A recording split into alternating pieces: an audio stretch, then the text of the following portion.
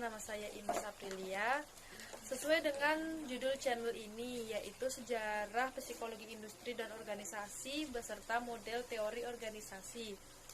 Sebelumnya, saya akan berterima kasih terlebih dahulu kepada Ibu Monik selaku dosen psikolog kami yang memberikan tugas ini kepada kami kelompok 1. Selanjutnya saya akan memperkenalkan anggota-anggota kami, yaitu saya Imas Aprilia, Wiwin Siana Stefania Bebe, Derli Melina, Tria Apriani, Septiandi, Oki Teguh Setia Purwanto, Ramdhani, Syahrul Gunawan, dan Rivaldi Olalesu. Selanjutnya kami akan menjelaskan mengenai sejarah psikologi industri dan organisasi yang akan dijelaskan oleh Septiandi. Menurut para ahli. 1. Munandar. Psikologi industri dan organisasi merupakan suatu keseluruhan pengetahuan yang berisi fakta, aturan dan prinsip-prinsip tentang perilaku manusia pada pekerjaan. 2. Blum and Naylor mendefinisikan psikologi dan industri sebagai penerapan atau perluasan dan fakta. Prinsip psikologi pada masalah-masalah manusia yang bekerja dalam lingkungan bisnis dan industri. 3. Muczynski 2000. Psikologi industri dan organisasi yaitu sebagai ilmu pengetahuan psikologi industri dan organisasi menambah dan memperluas pengetahuan tentang manusia dalam bekerja. Master Break, ilmu yang mempelajari tingkah laku manusia dalam dunia kerja, mempelajari perilaku manusia dalam perannya sebagai tenaga kerja dan konsumen yang baik secara perorangan maupun Frederick Winslow Taylor adalah seseorang sarjana teknik, pelopor gerakan. Scientific management mencari cara-cara yang efisien untuk melakukan suatu pekerjaan dan menciptakan berbagai macam alat mekanik yang disesuaikan dengan struktur fal badan kita. Manajemen ilmiah, scientific management memandang manusia seperti mesin dan menentukan metode yang paling sesuai untuk mengerjakan suatu tugas, diantaranya dengan menciptakan alat mekanik yang sesuai dengan struktur tubuh manusia. Psikologi industri organisasi Perang Dunia 1900 sampai 1916. Menurut Walter D. Scott tahun 1901, Walter D. Scott berbicara kemungkinan penggunaan psikologi dalam periklanan tahun 1903. Dia menerbitkan The Theory of Everything yang dipandang sebagai buku pertama yang membahas tentang psikologi dengan suatu aspek dari dunia. Lewin, penggunaan asesmen sentral dan tes kelompok semakin berkembang. Para wanita semakin dibutuhkan untuk mengisi posisi pekerjaan akibat banyak pria yang mengikuti wajib militer. Perkembangannya meneliti mengenai moral kerja dan gaya kepedulian. Walter Bingham, dalam bisnis tes bakat dapat digunakan untuk meningkatkan efisien kerja. Dapat juga membantu guru dan konselor menggerakkan siswa dan klien mereka menuju karir yang sesuai.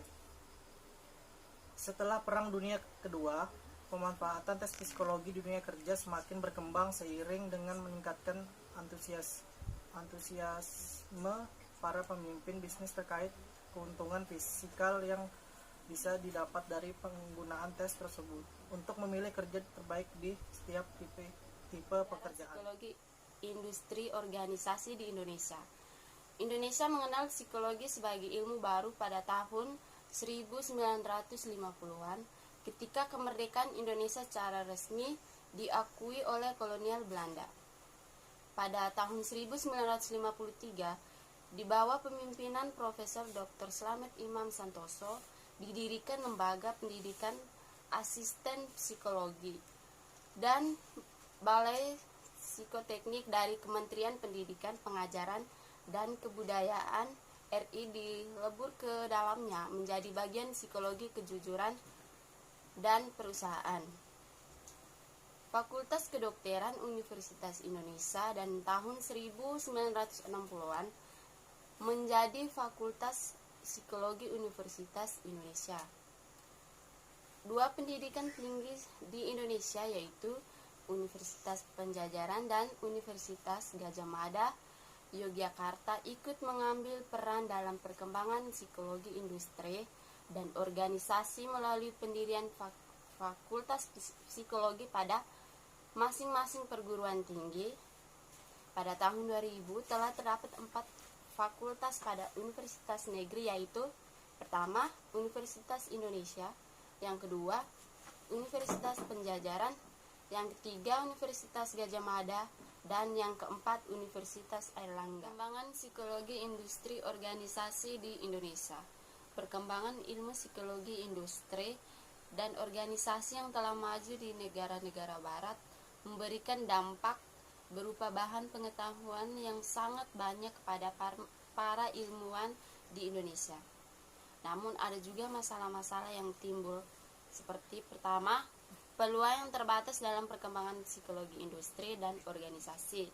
Yang kedua, perkembangan ilmu psikologi industri dan organisasi dalam hal penelitian dan penerapan ilmu belumlah dapat dikatakan berkembang secara maksimal.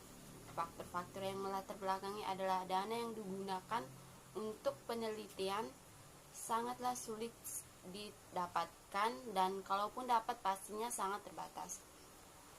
Kurangnya tenaga peneliti dan petugas lapangan yang kurang serta kesediaan dan kemampuan perusahaan yang belum maksimal dalam penggunaan jasa-jasa psikologi. Yang keempat, pengembangan ilmu psikologi dan industri juga belumlah menjadi ilmu wajib, melainkan masih menjadi ilmu terapan dengan kegiatan pelaksanaan pemeriksaan psikologi yang bertujuan seleksi pengembangan kerja. Model dan teori organisasi. Model adalah rencana representasi atau deskripsi yang menjelaskan suatu objek, sistem atau konsep yang seringkali berupa penyederhanaan atau idealisasi. Bentuknya dapat berupa model fisik atau market, bentuk prototipe, model cerita atau gambar rancangan, citra komputer atau rumusan matematis. Organisasi adalah suatu sistem yang berkelanjutan atas kegiatan manusia yang bermacam-macam, terkoordinasi berupa permanfaatan, perubahan dan penyatuan segenap sumber-sumber manusia, materi, modal, gagasan, serta sumber daya alam dalam memenuhi kebutuhan manusia tertentu yang berinteraksi dengan sistem-sistem kegiatan manusia beserta sumber-sumber yang lain dalam satu lingkungan. Model dan teori organisasi. Model-model sistem teori tertutup terdiri dari dua, yaitu sistem tertutup rasional dan sistem tertutup non-rasional. Sistem tertutup rasional terbagi menjadi 4, yaitu model teori mesin atau model teori klasik, model teori tujuan, model teori administratif, dan model pengambilan keputusan atau neoklasik. Sedangkan sistem tertutup non-rasional terdiri dari 3, yaitu model teori human relation, model teori profesional, dan model teori keseimbangan. Model teori mesin atau model teori klasik. Aplikasi ini dalam organisasi terlihat bahwa sebuah organisasi sebuah kumpulan sejumlah orang yang bekerja sama itu hadir seperti mesin. Dalam model mesin ini terdapat pengawasan yang sangat ketat. Gerakan-gerakan mereka dapat diatur supaya berproduksi lebih banyak, layaknya mesin yang berfungsi optimal. Model teori tujuan merupakan model yang memiliki unsur dasar, yaitu mempertahankan, mengembangkan tujuan organisasi. Pada dasarnya, semua sistem organisasi memiliki tujuan yang sama untuk menjadikan cita-cita ideal yang ingin dicapai oleh anggota organisasi dan pemimpin organisasi. Namun, sistem ini tidaklah realistis karena asumsi tersebut seolah-olah mengubah organisasi menjadi statis, padahal pada kenyataannya organisasi itu dinamis. Model teori pengambilan keputusan atau neoklasik pada dasarnya sama dengan teori tujuan, di mana keadaan berasumsi bahwa organisasi bersifat statis. Model pengambilan keputusan menolak pengaruh dari faktor-faktor organisasi luar, seperti persaingan dengan organisasi lain, Walaupun model pengambilan keputusan ini besar manfaatnya, tetapi model ini sangat menekan karyawan karena menghalangi potensi individual mereka. Yang terakhir ada model administrasi, adalah model yang berasumsi bahwa administrasi dimanapun dia berada, dia tetap administrasi. Model ini memberi gagasan bahwa organisasi dan efisiensi ekonomi akan berpengaruh atau bergantung pada paham rasionalisme. Berdasarkan model ini, jika paham administrasi di mana-mana, maka prinsip manajemen pun dapat diterapkan sesuai keberadaan administrasi. Sistem tertutup non-rasional. Sistem tertutup non-rasional terbagi menjadi 3 teori, yaitu teori human relation. Teori human relation merupakan teori yang tumbuh sebagai reaksi dari teori mesin. Berdasarkan teori human relation, peningkatan produksi tidak dapat dilakukan jika hanya mengandalkan faktor rasional semata-mata, tetapi juga faktor non-rasional melalui pemberian motivasi dalam organisasi. Sesuai dengan teori, karyawan membutuhkan motivasi yang kuat untuk meningkatkan kinerja. Para pekerja yang ingin bekerja dengan baik seharusnya ada dalam kondisi yang sehat serta higienis. Teori kesehatan kerja. Ada model sistem profesional, adalah model yang lebih mengutamakan pengetahuan stafnya dalam bekerja dibanding dengan kemampuan sosialnya. Seseorang menjadi profesional dalam organisasi manakala dia diberi peluang untuk meningkatkan kemampuan orientasi kerjanya.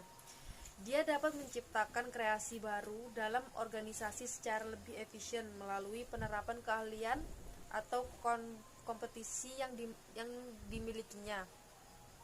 Namun model ini dapat mengakibatkan kerugian karena profesionalisme menjadi salah satu penyebab anggota menolak variasi atau aturan standar yang telah ada. Model teori keseimbangan. Teori keseimbangan adalah model yang organisasi yang diawali dengan mengambil asumsi bahwa terdapat hubungan yang signifikan antara faktor motivasi dan peningkatan partisipasi individu dalam organisasi. Model teori keseimbangan memperkenalkan pertukaran sistem ganjaran dan model teori sistem terbuka. Terdapat model sistem alamiah. Model sistem alamiah merupakan sebuah kesatuan alamiah di mana komponen struktur yang ada di dalamnya merupakan institusi penting yang dapat dipahami hanya melalui pemahaman mengenai hubungannya dengan sistem secara keseluruhan.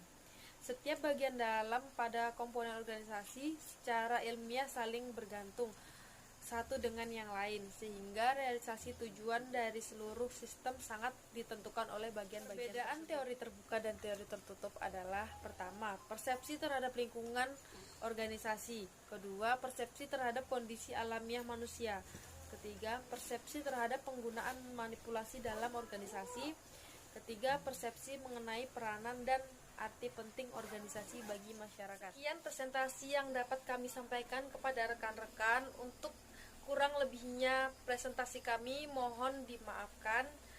Sampai jumpa.